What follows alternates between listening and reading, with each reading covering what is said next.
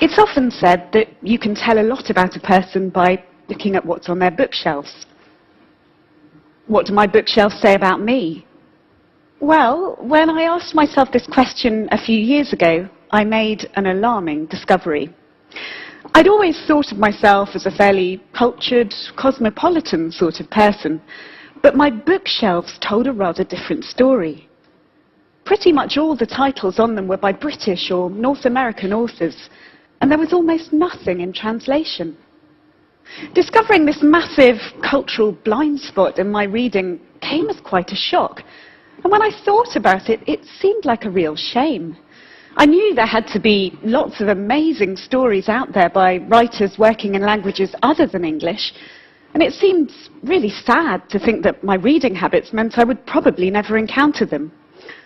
So I decided to prescribe myself an intensive course of global reading.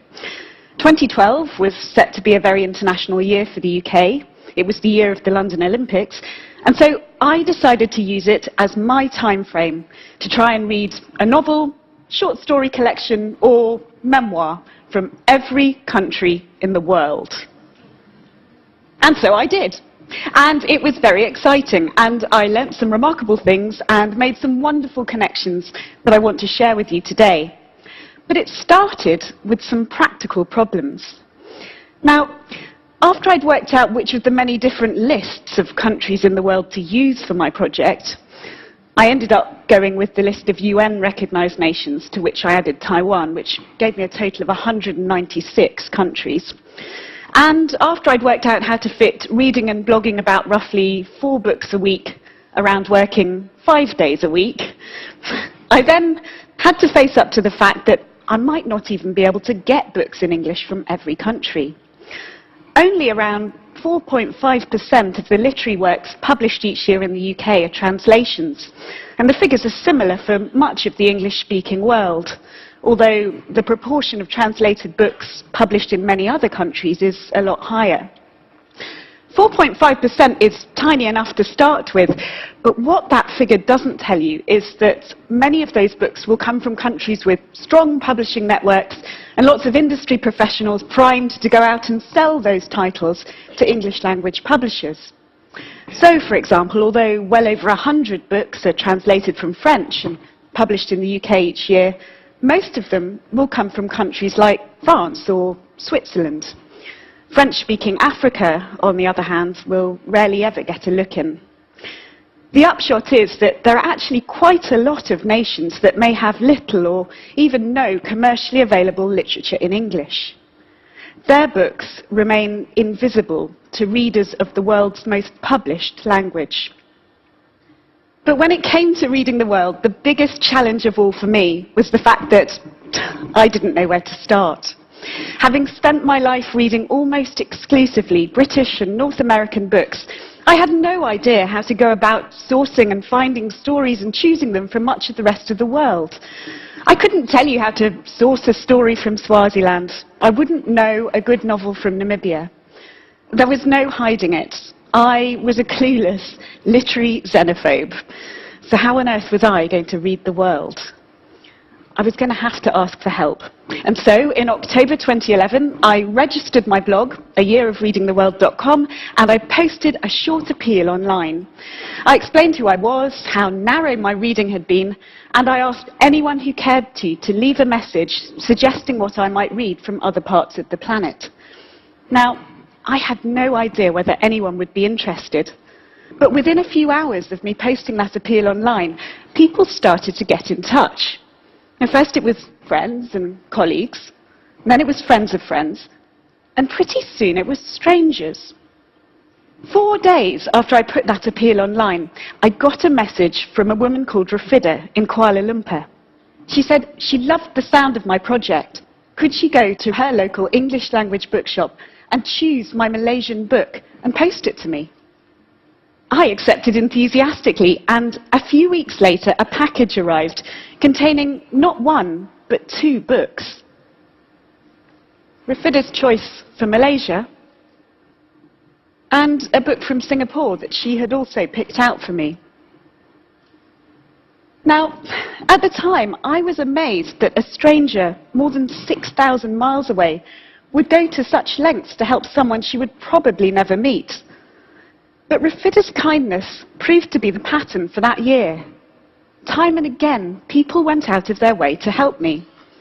Some took on research on my behalf, and others made detours on holidays and business trips to go to bookshops for me.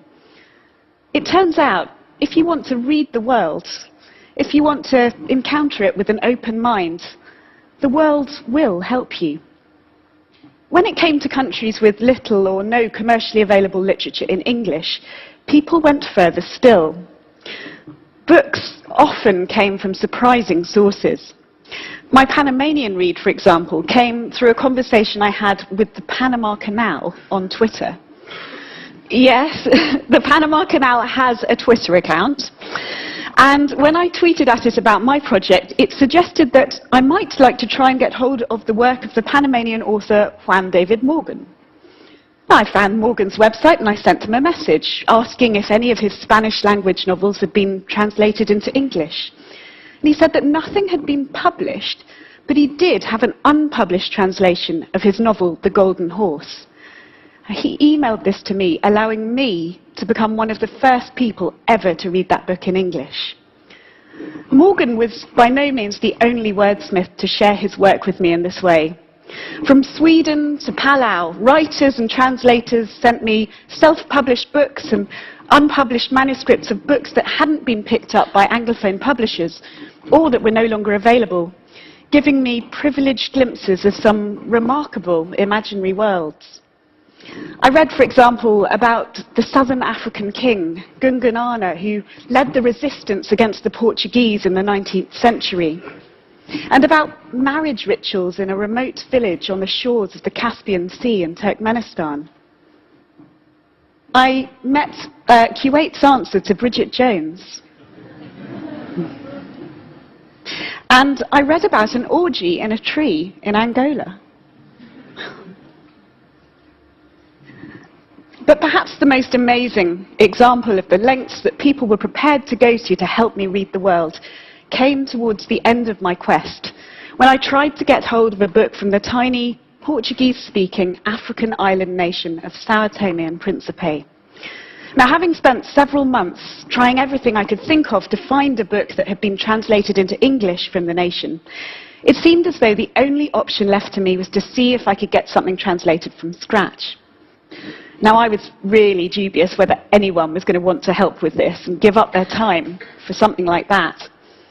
But within a week of me putting a call out on Twitter and Facebook for Portuguese speakers, I had more people than I could involve in the project, including Margaret Jewel Costa, a leader in her field who has translated the work of Nobel Prize winner José Saramago.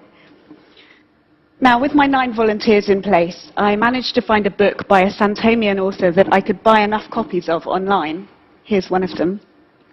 And I sent a copy out to each of my volunteers. They all took on a couple of short stories from this collection, stuck to their word, sent their translations back to me, and within 6 weeks I had the entire book to read.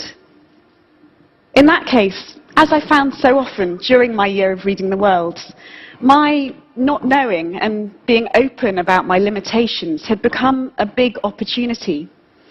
When it came to São Tomé and Príncipe, it was a chance not only to learn something new and discover a new collection of stories, but also to bring together a group of people and facilitate a joint creative endeavour.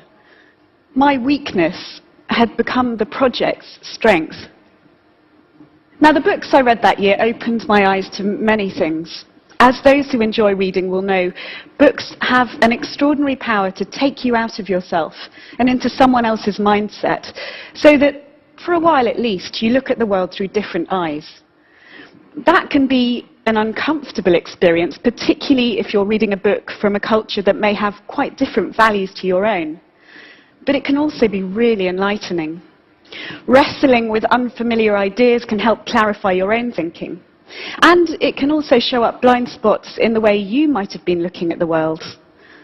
When I looked back at much of the English language literature I'd grown up with, for example, I began to see quite how narrow a lot of it was compared to the richness that the world has to offer. And as the pages turned, something else started to happen too. Little by little, that long list of countries that I'd started the year with changed from a rather dry academic register of place names into living, breathing entities. Now, I don't want to suggest that it's at all possible to get a rounded picture of a country simply by reading one book. But cumulatively, the stories I read that year made me more alive than ever before to the richness, diversity and complexity of our remarkable planet. It was as though the world's stories and the people who'd gone to such lengths to help me read them had made it real to me. These days, when I look at my bookshelves or consider the works on my e-reader, they tell a rather different story. It's the story of the power books have to connect us across political, geographical, cultural, social, religious divides. It's the tale of the potential human beings have to work together. And it's testament to the extraordinary times we live in, where, thanks to the internet, it's easier than ever before for a stranger to share a story, a worldview, a book, with someone she may never meet on the other side of the planet. I hope it's a story I'm reading for many years to come, and I hope many more people will join me. If we all read more widely, there'd be more incentive for publishers to translate more books, and we would all be richer for that. Thank you.